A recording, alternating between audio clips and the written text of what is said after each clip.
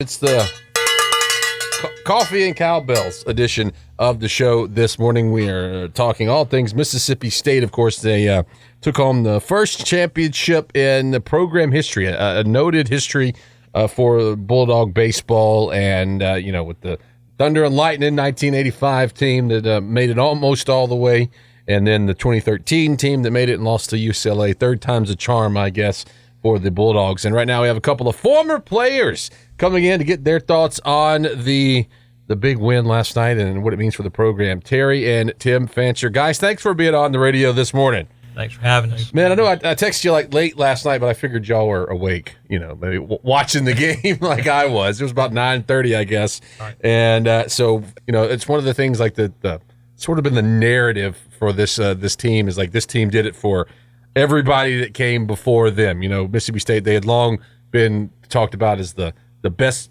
program, the best team to never win a championship. Well, we got that moniker out of the way. So as former players, what does it really mean to both of you for the team to win last night? Well, I mean, it was great to see it. State fans have been long suffering for years to just get a national championship in something. So it was great to see them win it last night. They've come so close so many times. They've been there so many times. The year we played, we should have been there. Lost in the championship game in North Carolina that year. I think if our team could have gotten there that year, I think we could have made some noise. But there were so many close calls there. But it's just gratifying to see it happen, especially for Coach Polk that we played under. Coach Polk, as many know, was coached at State for many, many years.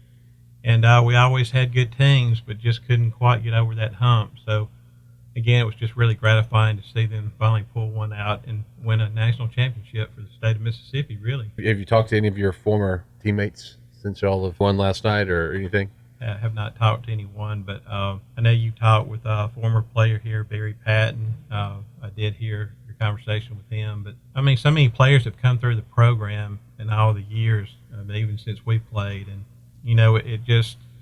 it finally shows where State is. It's always been considered a great program. It just never got over the hump. I think this, just solidifies the program at State, and hopefully they'll continue to do well in the future. Tell us a little bit about y'all play what late 80s? Is that right? Yes, 1989. 1989. So as you said, what was that season like?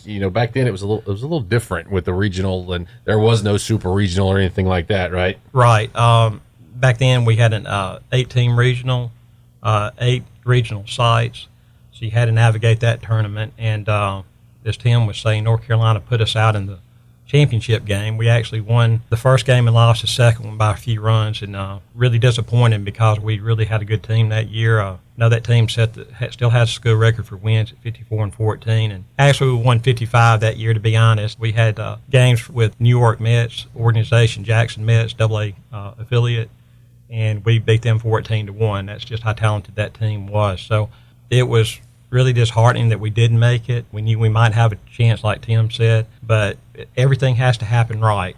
Even good teams don't make it to Omaha, and there's teams that get to Omaha that get hot at the right time and they end up winning the thing. So that's just how baseball is. That's what's fun about it. Yeah, and you saw that this year Arkansas, was the number one team pretty much from beginning all the way till super regional, and they got put out by NC State. So yeah, there's a lot of you don't necessarily want to say luck, but there is a little bit of the ball has to bounce your way correctly. We're speaking with Terry and Tim Fancher, former Mississippi State Bulldogs, and you guys played with John Cohen, the current athletic director at Mississippi State. So what was Cohen like as a player? You really want to know? Yeah, sure, right.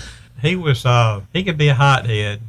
Really? Just like I've heard as he was as an MSU coach. Everybody likes to win, but he didn't like to lose, and he didn't like to fail, and that happens with all players at some time during the season. So he took it very seriously, that's for sure.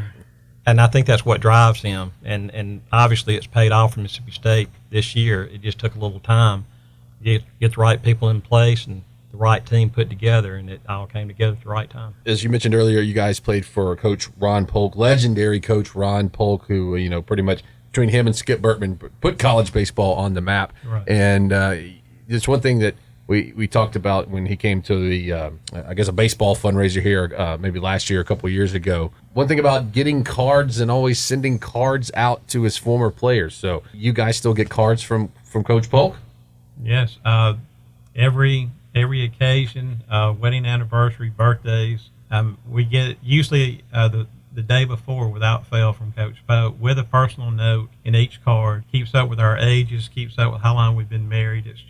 That's something that's really impressed me about Coach Polk, even after all of these years, that he still stays in touch with his players, and it's just a great thing. And you think about how many players he's coached, and he still has Right. he does that with all of them. Right. And Probably thousands of players, and if you count other coaches, managers, all the way through, I mean, the number would be staggering. And we even talked about that there was a former a player that he didn't get that he recruited, but he went to another SEC school.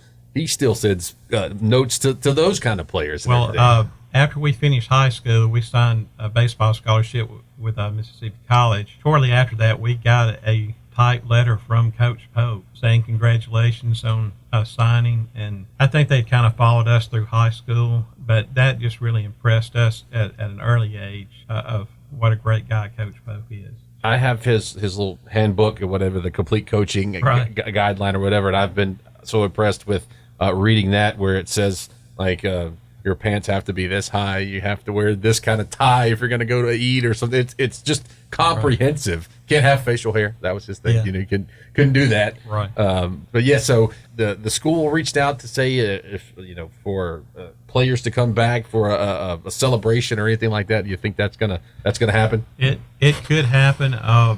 We just recently, our 1989 SEC championship team was recognized about a year ago. So they still, reach out to former players and, give due recognition for teams. Well, I know I'm going to be going up one day this weekend and talking to some of my contacts there close to the program. I think they have a big parade if it doesn't flood tomorrow in Starkville. They're going to have a big parade for the team and for the city. So, what's different about, one final question for you? What's different about the way the game is now from when y'all played? Well, the game has changed a good bit. I was thinking about that this morning.